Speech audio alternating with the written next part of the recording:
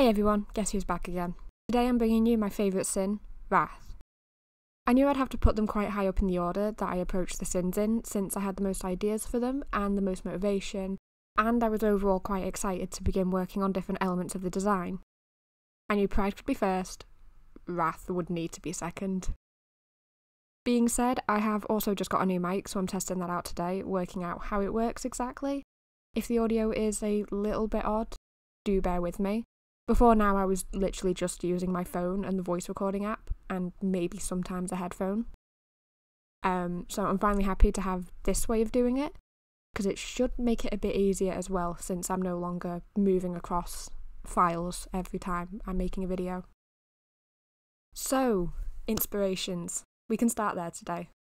I originally wanted to design Wrath as this character burning from the inside, themselves being eternally destroyed in the process of their own emotion, and a need to seek revenge. Though then other ideas later take priority, and that would almost be too much going on in one design for the idea. Besides, I have another area and character that motif can be applied to, so it can sit and wait into reserves until we get to that point. Besides, whilst Wrath is a sin that harms yourself, it's much more focused on the damage caused to those around you anyway. The fire also became cliché the more I explored those routes in my sketchbook, leading to something I know I've seen before somewhere, whilst not quite fitting the image I wanted to do. I also don't know where I saw it before, so I went other routes. But don't get me wrong, I commonly compare anger to fire and smoke in my own writings often enough. It isn't the right path for this one. For this, I instead pull an implication of the motif later, and turn focus more to how wrath can lash out indiscriminately, and in disproportionate extremes. I'm going to let that sit for a while since I actually want to turn my attention to the environment now. It's on a similar note. Something I knew from the start I wanted to include an element of destruction that wrath may bring. Simplifying how I view this sin for the time being, it's really anger kicked up to 100 that you refuse to let go of. So I wanted to keep the environment one of ruins, somewhere unkept and destroyed, with it being less clear if wrath did that, or time. And that one's really up to you. It is with any space of the characters. Wrath does seem rather comfortable there though. Now, the other inspirations for this is actually the Iliad. One thing I doubt I can hide for long is that I adore mythology and ancient history. It has literally been my personality trait since I was a child. Specifically, I love ancient Rome, Greece, and the areas around that, alongside most of England's history up to a certain point. Now, in the Iliad, there is rather famously the character of Achilles, who is known to refuse to fight in the war after being wronged by Agamemnon.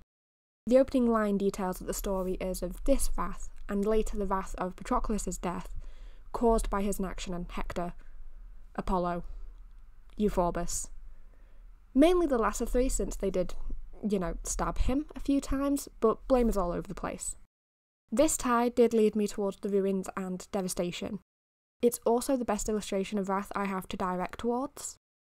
At first, Achilles' wrath leads to his inaction. He refuses to fight, which weakens the army and leads to the death of those around him, as they still fight daily.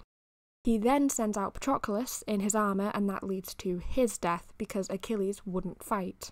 From there he only wishes to kill Hector in revenge. All of this ties into the background choices and part of the character's actual design. Anyway, I'm going to go away from that tangent before I take it any further. For the colour, I know there's a lot of red. I tried to balance it with hints of green in the plants and such, but eventually ended up just enjoying using the more red palette. For future sins, I will try to balance them a little bit more though.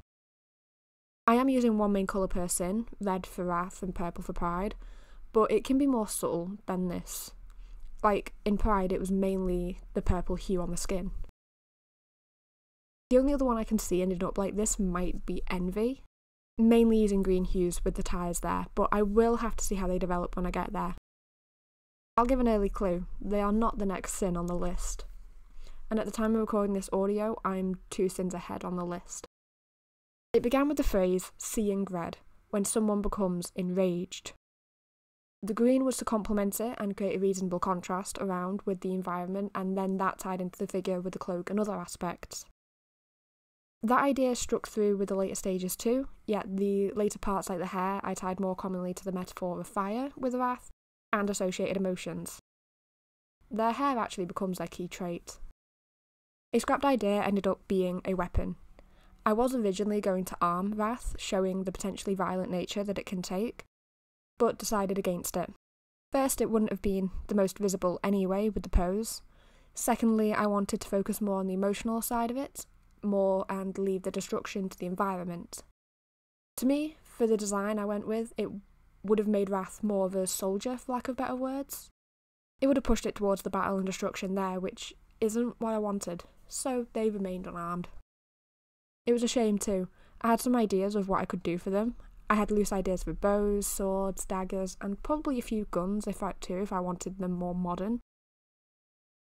I didn't want them more modern though, so there were only like 1 or 2 for that one. Don't be surprised if I reuse them elsewhere, be that with other characters in this set or completely unrelated drawings I do beyond this. For this set though, I do think the majority of them are going to be unarmed, and the danger's really going to come through the other elements of the character, not necessarily, oh, they've got a pointy weapon. Now, I want to talk a little bit about how I see this sin. As mentioned before, it is focus on raw, unfiltered emotion, anger dialed up to a degree beyond rationality and reasonability. There may be a reason to be annoyed at first, something to light that first spark, yet it only turns into wrath once it passes reason. It grows beyond what it should until it's consuming and blinding, almost guiding the person without the option to calm down. Hence why Achilles is such an example for me. The opposite for wrath was hard for me to work out. One I'm still altering slightly as I research into it. From my perspective and experiences, people villainise most forms of anger, like even the smallest hint of it, as they find it uncomfortable and harder to deal with from an external point. It is fair to a point, yet it almost turns into where people have to swallow back this particular emotion for others as it's less palatable, until there is a point where it's not okay to feel it. I will go into that more when we reach the opposing vice, explore the lengths it can go to, yet wrath in this context is more of an issue for others. Pride can be self-contained, isolating in yourself. However, wrath turns people away from you. It isolates through others. Now, I wouldn't want to be around someone who's wrathful all the time either. This is more a way of rambling about how the sin could impact people. It tends to lash out in all directions, this element actually being the main influence for the hair. But it is that unpredictable nature that makes it off-putting to others. The one where a person is acting on emotions, awkward for others to bear. Now, excuse me here for jumping around a little.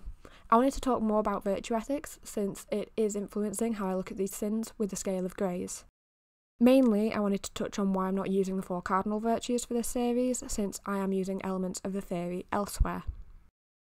For context, the 4 cardinal virtues are the 4 main virtues proposed by Aristotle that someone would need to achieve flourishing. I won't bore you with the different terms we had to memorise in philosophy classes in college, maybe next time. I bet my teachers would also be happy to know how much I remember for some reason though. Anyway, the 4 virtues would have lined up more with the influence of the series, however they're less known by people and aren't as relevant for how we live today. Naturally is the case too.